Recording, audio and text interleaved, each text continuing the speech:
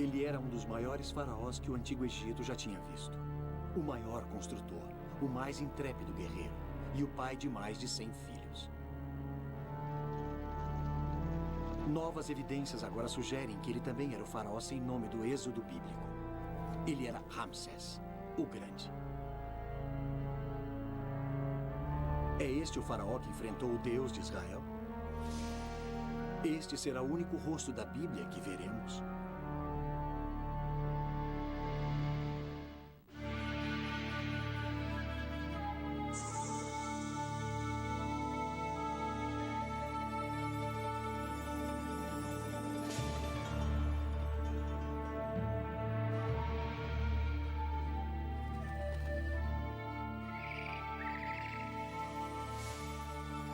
Os grandes egípcios.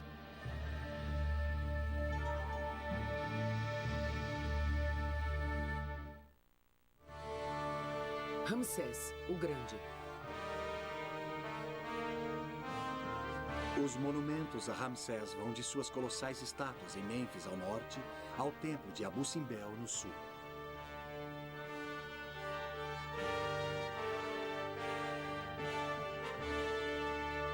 Entre elas, o Vale do Nilo está pontilhado de templos, palácios e estátuas construídas pelo faraó que o mundo conheceria como Ramsés, o Grande.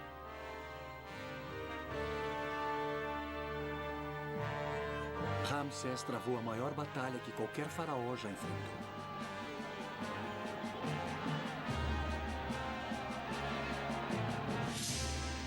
Em menor número, em território hostil, ele lutou quando aqueles à sua volta estavam prontos para fugir. Ramsés sabia lutar.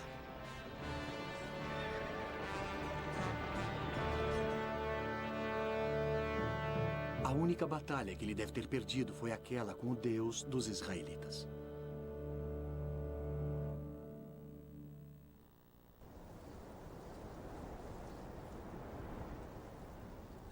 Para se entender Ramsés, é preciso ir a Abidos, o local mais sagrado de todo o Egito. Durante centenas de anos, peregrinos traziam oferendas aqui para cair nas boas graças de Osíris, o deus dos mortos.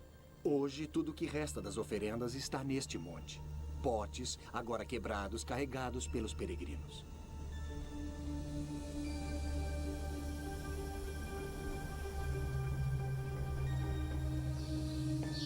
O avô de Ramsés foi o primeiro faraó de sua dinastia.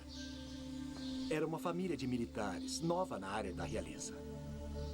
Então, quando Sete, o pai de Ramsés, quis mostrar que eles faziam parte do sistema, ele construiu um templo no solo sagrado de Abidos. Ele reuniu os melhores artesãos da terra para dar ao povo esta deslumbrante prova de que, mais uma vez, o Egito era grande. Sete não estava apenas construindo um templo, mas fazendo uma afirmação política. Você pode esperar grandes coisas de meu reinado.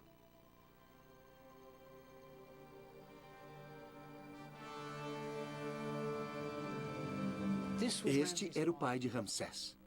Era uma família de realizadores e Ramsés pretendia fazer ainda melhor.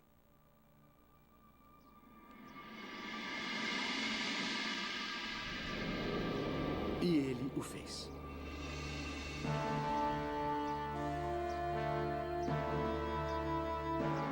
Quando se tornou faraó, Ramsés construiu um templo tão incrível que se tornaria sua marca registrada e um ícone para todo o Egito.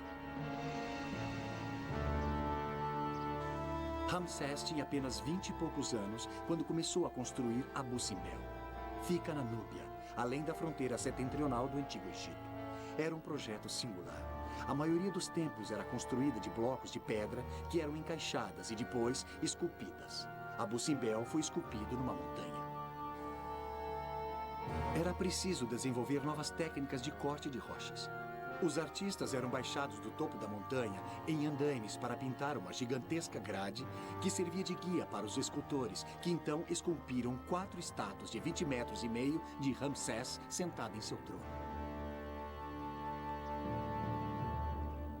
Mas por que construir um monumento tão incrível num lugar tão remoto? Lá nunca havia uma população egípcia grande o bastante para orar no templo. Era pura propaganda. Ramsés queria que todos o temessem. A Núbia era a fonte de ouro do Egito e o templo era uma grande advertência aos núbios sobre o poder de Ramsés. Qualquer um que velejasse até o Egito vindo da Núbia passaria pelo templo com suas 4 colossais estátuas de Ramsés sentado ao trono. Mas se o núbio parasse para visitar o templo, logo na entrada ele daria de cara com impressionantes entalhes de cativos, muitos deles núbios.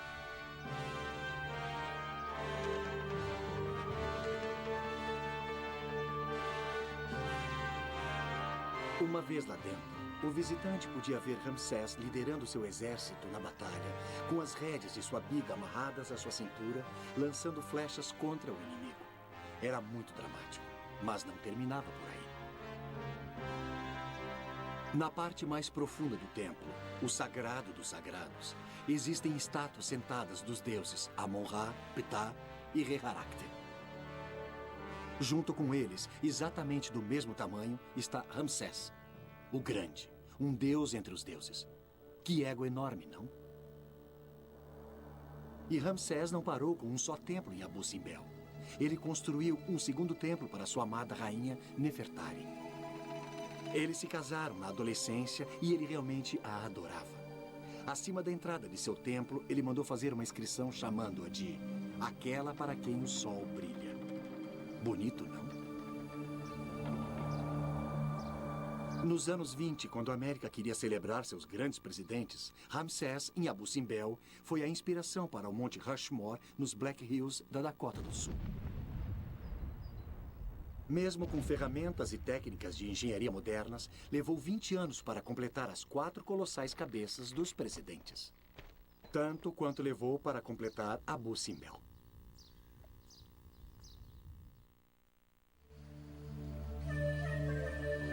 Ramsés iniciou seu reinado com ímpeto de atividade. O Egito é um grande país, grandemente deserto. E é o Nilo que torna a terra habitável. Antigamente, os egípcios se amontoaram ao longo das margens do rio. Onde quer que houvesse uma cidade, ela ficava no Nilo. Em Tebas, o centro religioso do Antigo Egito, Ramsés construiu mais templos grandiosos. E do outro lado do Nilo, na sua margem esquerda, ele mandou construir tumbas no Vale dos Reis e Rainhas. Mas a verdadeira capital do poder sempre foi em Mênfis, cerca de 648 quilômetros mais ao norte, perto da moderna Cairo. Era aqui que se governava o país. Quando Ramsés assumiu o poder, ele transferiu a capital para uma área chamada o Delta, cerca de 160 quilômetros ao norte de Mênfis. Aqui, o Nilo se ramifica em 2 tributários e toda a terra se torna exuberante e verde. Mas Ramsés não mudou a capital por causa do clima. Veja, ele era um militar e foi o motivo militar que o levou a construir uma cidade chamada Ramesse, no norte. Era o lugar ideal para lançar ataques militares. A Síria ao norte e a Líbia ao oeste, os tradicionais inimigos do Egito.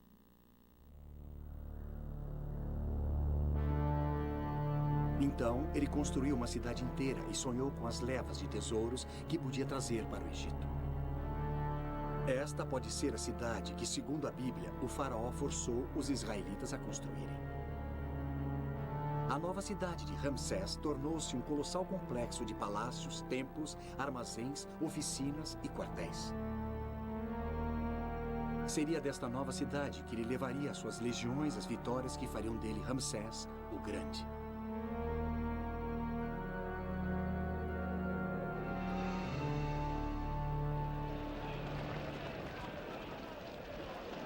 Quando tinha 25 anos, Ramsés era o líder do maior exército profissional que o mundo antigo já tinha visto. Impressionante, não? O exército era constituído de infantaria e aurigas. A infantaria tinha mais de 20 mil homens. Suas armas eram a acha de armas, a lança e a cetoura. Na Guerra das Bigas, maniabilidade era o segredo do jogo. As bigas tinham de ser leves, então quebravam com facilidade e poucos homens sobreviviam. Cada biga era puxada por 2 cavalos e carregava 2 homens, um condutor e um arqueiro. O piso era feito de tiras de couro trançado, coberto por um pedaço de couro. Ele funcionava como um amortecedor e era uma plataforma relativamente estável, da qual o arqueiro podia lançar as suas flechas. Era como um carro esporte, uma carroceria leve, com muito motor.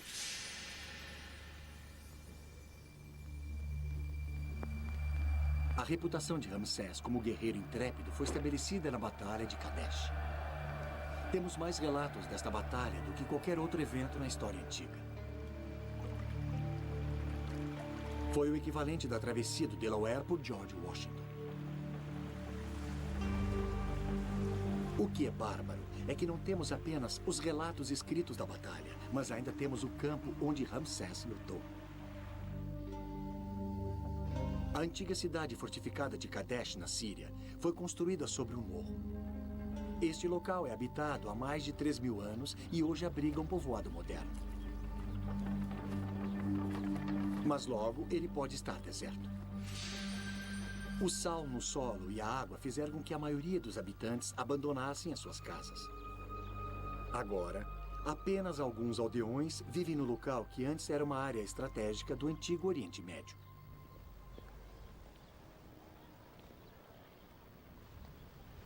Veja, Kadesh era essencial para o plano de Ramsés para controlar o Oriente Médio, mas a cidade era controlada pelos hititas, guerreiros da moderna Turquia. Eles eram os inimigos número 1 do Egito e Ramsés pretendia tomar Kadesh deles.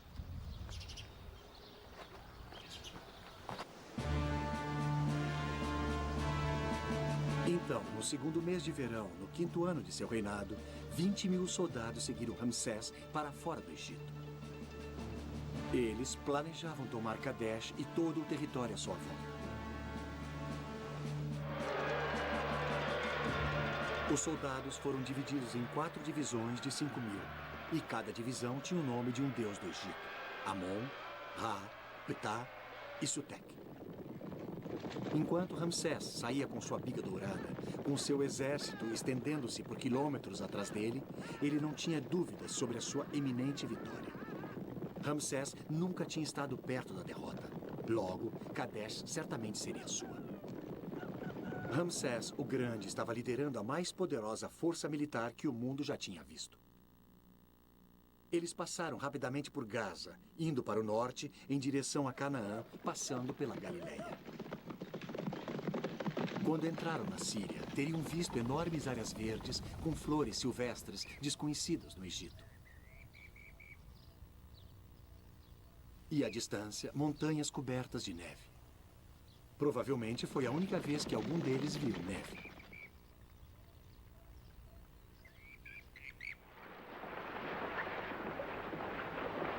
Ansioso por alcançar a sua meta, Ramsés acordou cedo, vestiu sua roupa de batalha e liderou a divisão de Amon até Kadesh.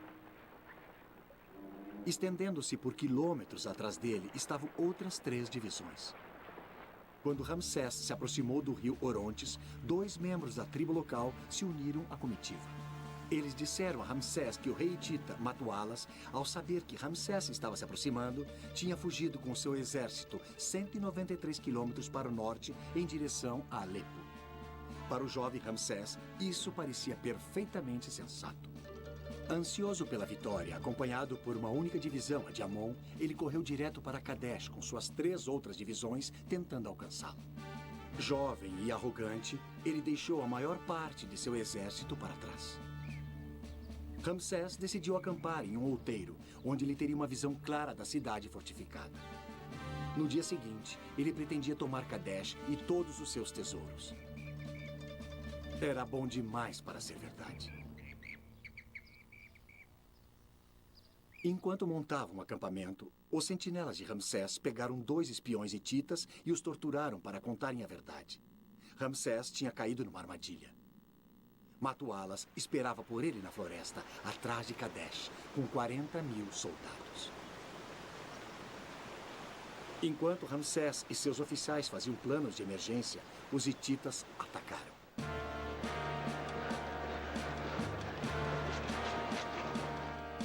Seus aurigas avançaram, cortando a divisão retardatária de Ra ao meio, destruindo-a quase que completamente.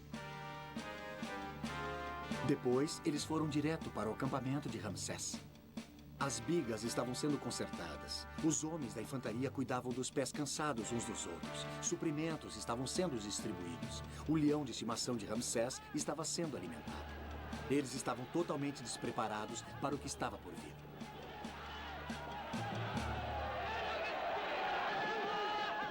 Atravessando a barreira de anteparos egípcios que formavam um círculo à volta do acampamento, as bigas hititas surpreenderam os soldados cansados. Com o exército egípcio num estado de confusão total, Ramsés assumiu o controle. Ele gritou: "Fiquem firmes! Acalme o coração, meu exército, que vocês poderão contemplar a minha vitória. Amon será o meu protetor. Sua mão está sobre mim." Enquanto Ramsés reunia aqueles à sua volta, ele pulou em sua biga, fez uma oração a Amon e atacou. Nunca lhe ocorreu que ele poderia perder. Surpreendendo os hititas com a sua coragem, Ramsés salvou o dia. Conduzindo seus soldados, ele atacou os hititas 6 vezes.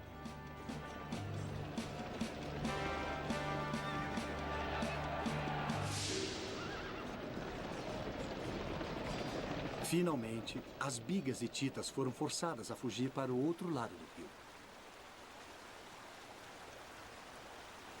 Matualas, esperando que suas tropas de infantaria atacassem, ficou surpreso ao ver a sua companhia de bigas recuando para o outro lado do rio. Um príncipe de Alepo engoliu tanta água ao tentar escapar que ele teve de ser suspenso pelos calcanhares para ser esvaziado.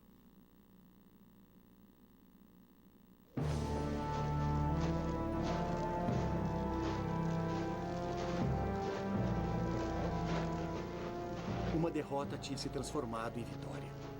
Agora, as mãos direitas dos hititas mortos foram cortadas e empilhadas para que os escribas de Ramsés pudessem contar os mortos mais facilmente. Era apenas o final da primeira rodada. Na manhã seguinte, foi a vez de Ramsés atacar. Após vários ataques, ficou muito claro que os soldados hititas eram muito bem treinados e numerosos demais para serem derrotados. Foi um empate, mas o corajoso Ramsés tinha conseguido uma grande vitória pessoal. Matualas ofereceu um tratado de paz a Ramsés. Ambos os lados aceitariam um status quo e concordariam em nunca mais atacar um ao outro. Mas Ramsés não aceitou nada disso. Ele concordou apenas com uma trégua. Ele ainda tinha planos para Kadesh. Então, Ramsés e seu exército marcharam para casa, para sua cidade no delta. Deve ter sido uma entrada triunfal, com a exibição de prisioneiros hititas e histórias sobre a incrível coragem do faraó. É disso que são feitas as lendas. Ramsés mandou esculpir a história da Batalha de Kadesh nas paredes de todos os seus templos, criando um relato mais detalhado do que qualquer outra batalha na história antiga. Era uma história que Ramsés nunca se cansava de contar, e os egípcios adoravam ouvi-la.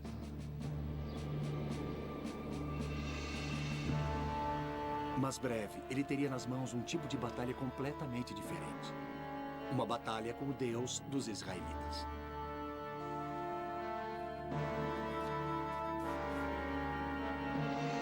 Um dos grandes mistérios arqueológicos da nossa época é a história bíblica do Êxodo, uma das partes mais essenciais do Velho Testamento. Supostamente, 600 mil israelitas deixaram o Egito. Mas não há nenhuma evidência arqueológica para apoiar este fato. E um dos personagens centrais da história pode ser Ramsés, o Grande. Mas ela realmente aconteceu? Segundo a Bíblia, os israelitas morando no delta tinham se tornado muitos. Na tentativa de controlá-los, o faraó estava forçando os israelitas a construir as cidades Armazém de Pítom e Ramesse, onde os suprimentos do exército eram armazenados.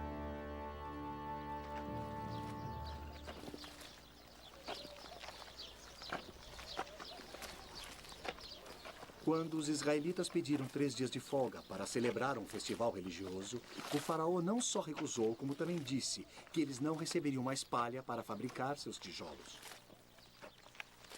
A maneira de fabricar tijolos hoje no Egito ainda é a mesma que na época da Bíblia. A palha é essencial. Ela dá resistência aos tijolos e evita que encolham quando secos. O faraó estava fazendo os israelitas produzirem a sua cota diária de tijolos. Mas agora, eles também teriam que juntar e cortar a palha.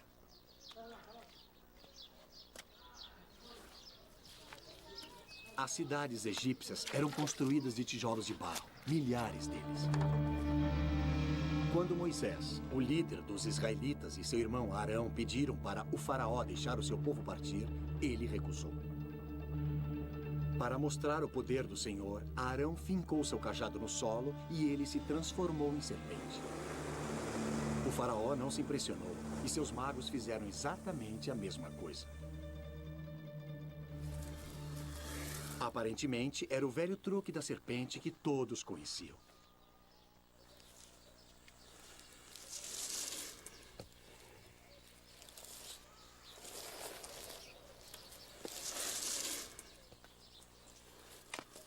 Os encantadores de serpentes egípcios de hoje ainda sabem fazer isso. São ótimos artistas, cheios de firulas, mas no final o truque ainda impressiona.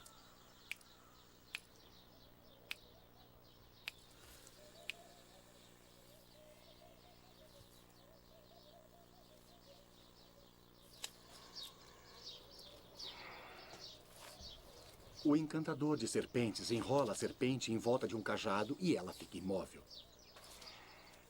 E a sua cabeça parece ser a ponta do cajado.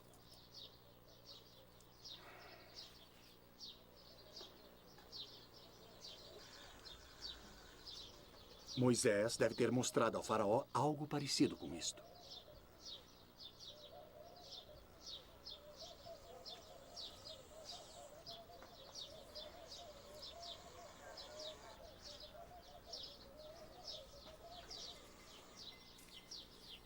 Quando a serpente é devolvida ao chão, ela se reanima e se ergue.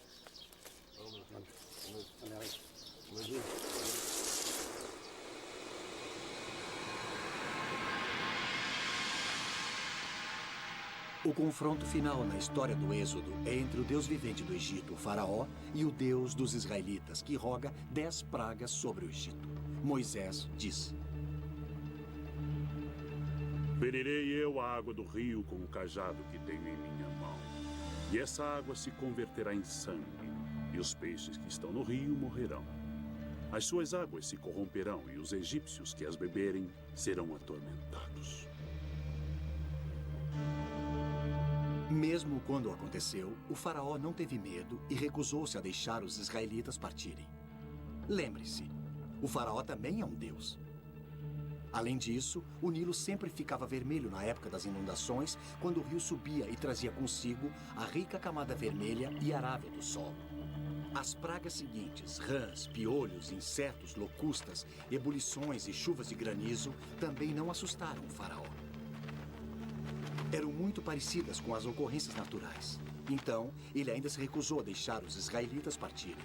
Então, o Senhor disse a Moisés: Erga suas mãos para o céu, pois a escuridão cairá sobre a terra do Egito. Uma escuridão que será sentida. Isso me parece uma tempestade de areia. O faraó tinha visto muitas e não estava para libertar os seus escravos por causa de uma ocorrência natural. É a 10ª praga. Entretanto, isso não pode ser explicado como um capricho da natureza. Então diz o Senhor: por volta da meia-noite eu irei ao Egito, e todos os primogênitos do Egito morrerão. De coração partido pela morte de seu primogênito, o faraó finalmente se compadece e começa o êxodo.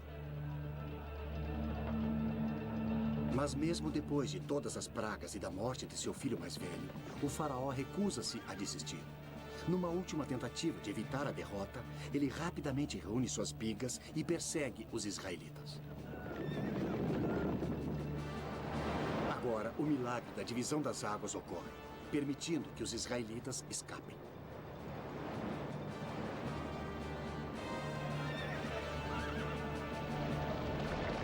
Durante a perseguição, o exército é engolido pelas águas. O faraó finalmente fora derrotado. A rota mais fácil para os israelitas escaparem para a Terra Prometida era através de uma região chamada Mar de Reeds. Ainda está lá. Na verdade, parte do canal de Suez o atravessa. Esta é uma área pantanosa, onde as pessoas que estavam a pé podiam atravessar, mas as bigas ficariam presas na lama. E isso explicaria a história da Bíblia. Não é tão dramático, mas ainda assim é uma derrota para o faraó. No geral, o Êxodo é uma ótima história. Mas ela realmente aconteceu?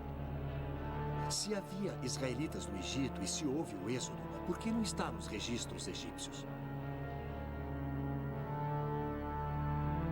Os egípcios registraram muitas guerras e batalhas em seus tempos. Mas se você ler os hieróglifos com atenção, você não encontrará nenhuma derrota. Os egípcios nunca registravam as derrotas. Para encontrar registros dos israelitas no Egito, você precisa voltar à Bíblia, a uma época antes do Êxodo, a época da história de José. É lá que você vai encontrar a nossa próxima pista para saber se o Êxodo realmente ocorreu. Segundo a Bíblia, um israelita chamado José foi vendido como escravo por seus irmãos que tinham inveja de seu manto de tecido colorido. José acaba no Egito e é injustamente acusado de atacar a esposa de seu mestre e é atirado na cadeia. Mas José tem uma habilidade que o salva. Ele sabe interpretar sonhos. Na prisão, ele interpreta corretamente os sonhos de seus companheiros de cela. O faraó acaba sabendo de sua habilidade. Veja, o faraó estava tendo sonhos que nenhum de seus sacerdotes conseguia interpretar. Ele viu 7 vacas gordas sendo devoradas por 7 vacas magras. E viu também 7 espigas de milho grandes sendo devoradas por 7 pequenas espigas de milho.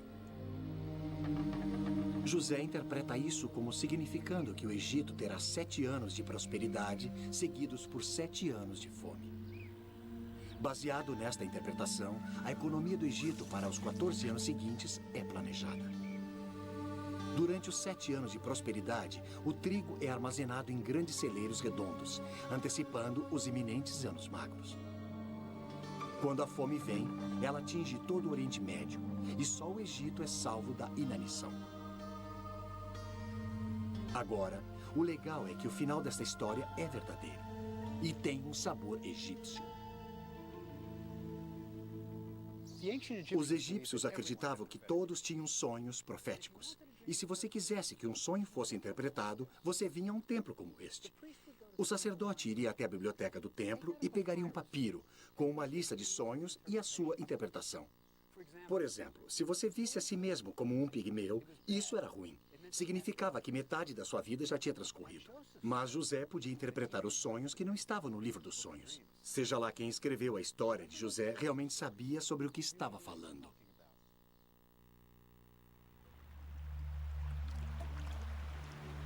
Há algumas evidências da história de José na ilha de Sahel, perto da fronteira sul do Egito. A ilha é coberta de inscrições na rocha. E há uma que fala sobre uma fome de 7 anos, como na história de José. A história de José não é o Êxodo, mas sugere que havia israelitas no Egito. Existe mais uma evidência de que algo como o Êxodo realmente aconteceu e está no Museu Egípcio, no Cairo. Ela até sugere que o nosso Ramsés é o faraó do Êxodo. A famosa Estela de Israel é o único lugar nos registros egípcios onde Israel é mencionado. Uma estela é uma rocha grande e achatada, erigida na frente de um templo para anunciar alguma coisa. É o equivalente egípcio de um quadro de avisos. Esta foi erigida pelo sucessor de Ramsés, Meneftá, para se gabar sobre suas incursões militares. Ele tinha orgulho especial da conquista dos líbios e do misterioso povo do mar que tentaram invadir o Egito. Mas aqui embaixo, ele fala de sua expedição militar à Palestina. E lista todos os territórios que conquistou. Terrenu está deserta. Hati está acabada. Canaã foi assolada. Depois ele diz: Israel acabou. Sua semente não mais existe. Olhe os hieróglifos de perto. Todos os territórios conquistados terminam no hieróglifo com 3 saliências. São montanhas. É o sinal do país estrangeiro. Mas não Israel. Ele termina com o hieróglifo de pessoas. Um homem e uma mulher.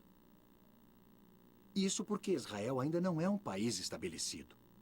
Os israelitas ainda eram um grupo de andarilhos. Você lembra que a Bíblia diz que os israelitas vagaram no deserto durante 40 anos antes de se assentarem na Terra Prometida?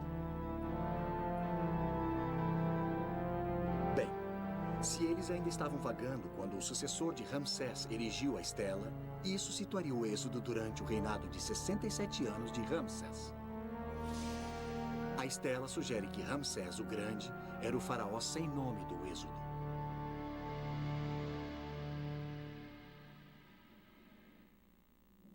Ali está uma última pista de que Ramsés era o faraó do êxodo. E ela é dada por um de seus filhos.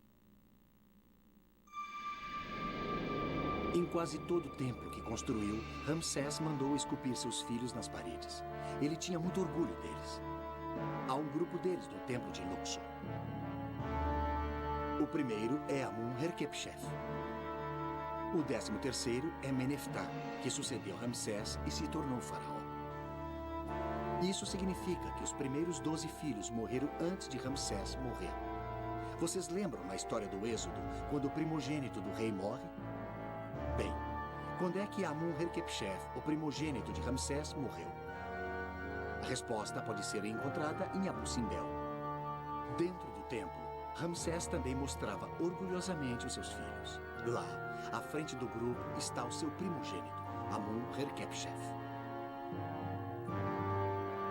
Ele estava vivo quando esta parede foi esculpida.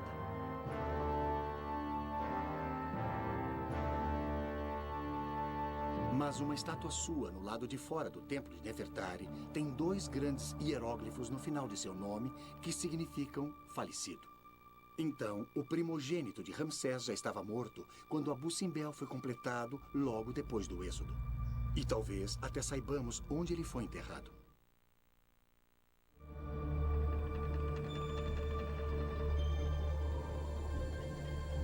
Todas as tumbas do Vale dos Mortos são numeradas, e uma das tumbas mais comentadas é a KV5, Vale dos Reis 5.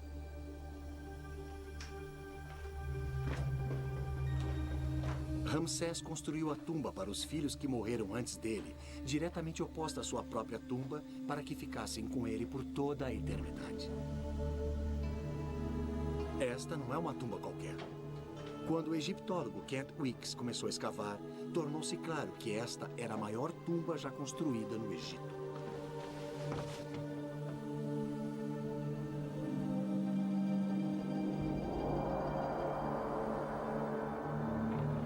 Ela parece continuar infinitamente com centenas de pequenas câmaras. Salas para abrigar múmias, salas para abrigar móveis, roupas e todas as posses que os filhos de Ramsés precisariam para a próxima vida.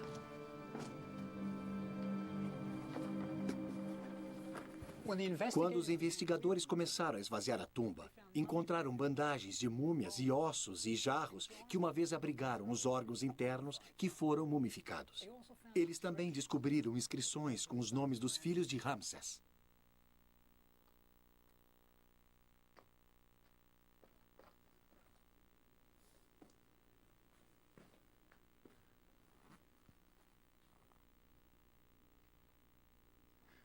O que é realmente interessante é que os eruditos modernos agora situam a morte do filho mais velho de Ramsés praticamente na época do Êxodo.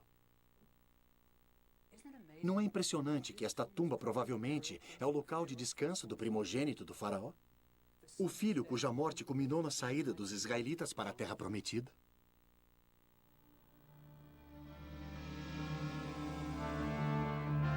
Todas as evidências sugerem que Ramsés o Grande era o faraó do Êxodo. A história de José mostra que havia israelitas no Egito. Ela foi escrita por alguém que tinha grandes conhecimentos sobre o Egito. E a inscrição da fome dos 7 anos na ilha de Israel. Isso mostra que as fomes coletivas aconteceram no Egito. Depois, na própria história do Êxodo, nos dizem que os israelitas construíram as cidades-armazém de Pitom e Ramesse no delta. E o delta realmente está coberto com os restos das cidades de Ramsés. Some-se a isso que o primogênito de Ramsés morre em 1262 a.C., a época do Êxodo, e começa a parecer que Ramsés foi o faraó sem nome. O Êxodo não aconteceu exatamente como está escrito na Bíblia, mas parece que algo aconteceu e que Ramsés estava bem no meio disso. É por isso que, quando olhamos para o rosto de Ramsés, o Grande, provavelmente estamos olhando para um personagem saído diretamente da Bíblia. Este pode ser o rosto de um homem que realmente teria conhecido Moisés. Se Ramsés era o faraó do Êxodo, isso explicaria uma mudança radical em seu comportamento. A evidência dessa crise da meia-idade está escrita na parede de um templo para todos verem. E aqui está. É o primeiro tratado de paz da história do mundo. E é entre Ramsés e o rei Hitita. Tem tudo o que se pode esperar de um tratado moderno, de um pacto de não agressão, fim das hostilidades. Mas o termo do pacto mais importante é que Ramsés o Grande promete não invadir a terra dos hititas, nem tomar nada deles. Ele desistiu de Kadesh. Ele lutou por anos para ficar com Kadesh. Por que ele vai desistir de Kadesh agora? Eu acho que a resposta pode estar no Êxodo. Ramsés tinha sofrido a sua primeira derrota. Ele tinha perdido o seu primogênito. Isso pode ter sido mais do que ele poderia suportar. O êxodo e a morte de seu primogênito e outros filhos não eram as únicas tragédias que Ramsés teria de suportar.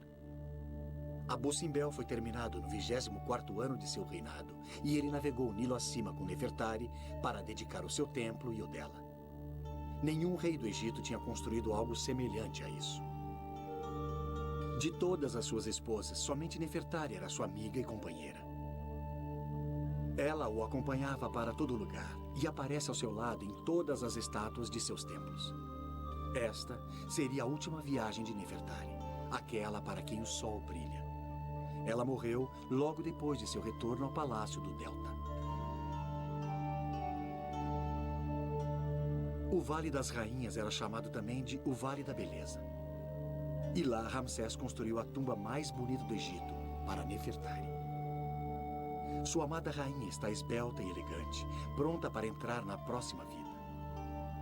Lá, ela assumiria o seu lugar de direito ao lado dos deuses.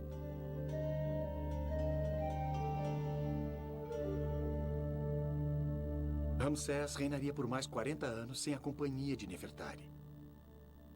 Desta época em diante, ele era um homem mudado. Ele nunca mais sairia do Delta para liderar seu exército em batalha. Seus pensamentos tinham deixado as conquistas e se voltado para a construção de tumbas e monumentos.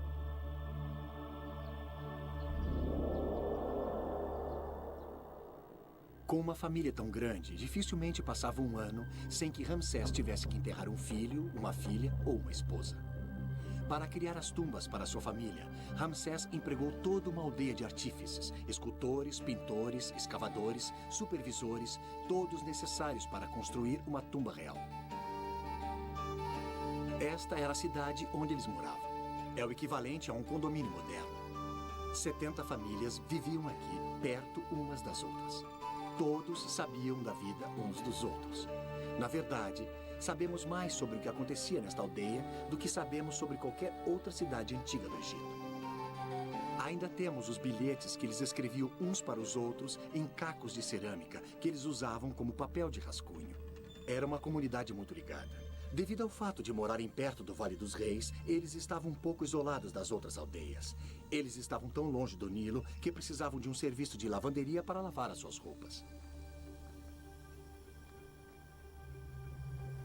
E eles permutavam as suas habilidades. Escavarei a sua cova se você pintar a minha tumba. Esse tipo de coisa.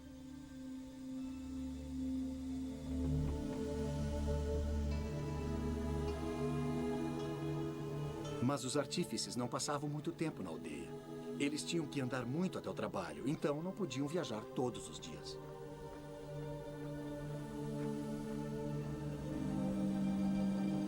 Ainda se pode andar no caminho que eles faziam para o trabalho.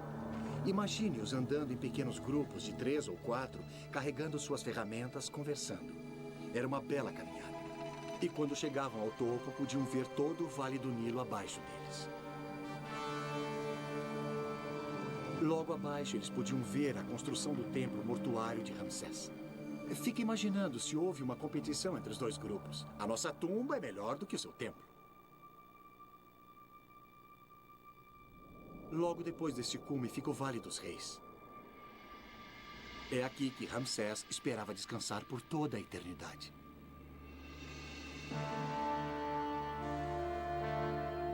Após 67 anos de um reinado extraordinário, Ramsés o Grande morreu em seu palácio, o Delta. Seu corpo foi levado para a oficina do embalsamador, a mesma oficina que tinha mumificado Nefertari, Amun-Herkhepshef, seu primogênito, e tantos de seus filhos e filhas. Ele permaneceu lá por 70 dias.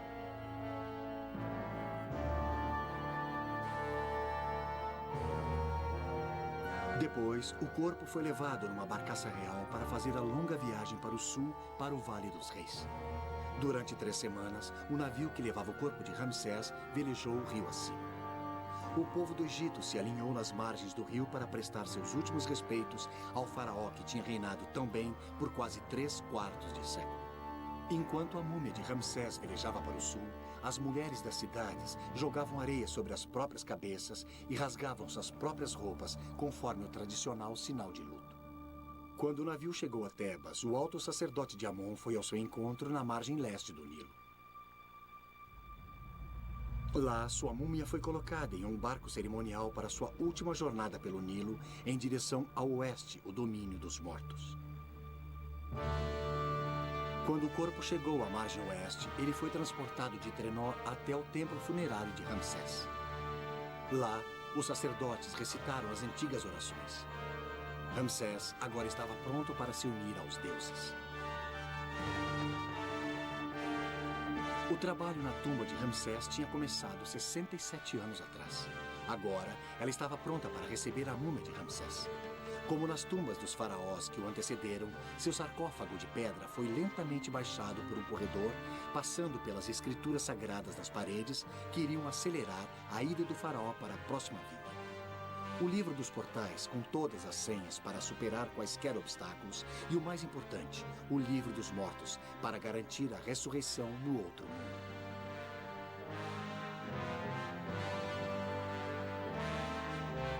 O corredor descia profundamente na terra. Salas tinham sido escavadas, esculpidas, lixadas e depois pintadas para que o rei pudesse mostrar aos deuses que ele deveria ser tratado como um deles.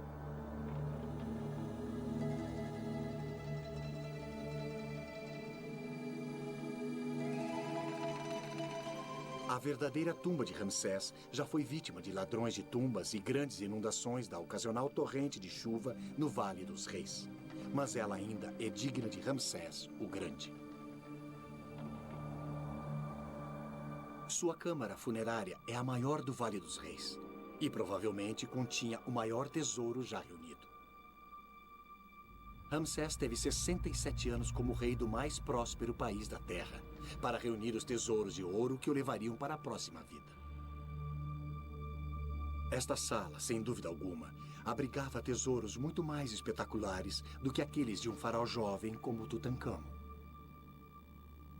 Quando Ramsés morreu, a maioria dos homens que haviam trabalhado na sua tumba já estavam mortos. Ramsés tinha reinado por 67 anos. Para a maioria dos egípcios, ele foi o único rei que conheceram. Quando Ramsés finalmente ascendeu aos deuses, o Egito chorou.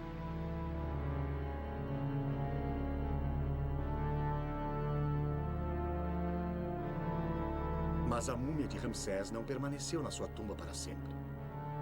Descoberta por arqueólogos no século passado, ela foi levada para o Cairo. Mas esta não foi a viagem final de Ramsés. Nos anos 70, curadores egípcios descobriram que os faraós na sala das múmias do Museu do Cairo padeciam de uma segunda morte. A umidade do museu tinha permitido que bactérias e fungos atacassem as múmias por quase um século. A múmia de Ramsés o Grande foi enviada a Paris para ser estudada e tratada por uma equipe de cientistas. Quando Ramsés chegou ao aeroporto francês, ele teve uma recepção militar com todas as honras de chefe de Estado. A múmia de Ramsés foi examinada por uma equipe de cientistas no Museu do Homem, em Paris. A radiografia do crânio de Ramsés mostra que seus dentes estão muito gastos, apodrecidos. Há um buraco na mandíbula causado por uma infecção dentária. Um abscesso em volta de seus dentes foi grave o bastante para causar morte por infecção. Algo que os médicos egípcios não tinham como tratar. Não podemos ter certeza de que esta foi a causa da morte de Ramsés. Mas podemos apostar que os últimos dias do grande homem foram passados em agonia. Ramsés morreu com dor. Um velho aleijado com cerca de 90 anos. Mas os antigos egípcios acreditavam que ele teria a juventude restaurada novamente. Eu gosto de pensar em Ramsés em algum lugar no oeste, saindo do Palácio do Delta em sua pilha. O exército estendendo-se por quilômetros atrás dele, partindo para novas conquistas. E quando ele volta, sua amada Nefertari está à sua espera, com 2 dúzias de seus filhos.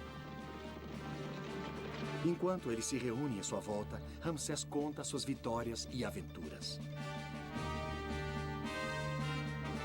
Houve 11 reis do Egito chamados Ramsés, mas houve apenas um Ramsés, o Grande.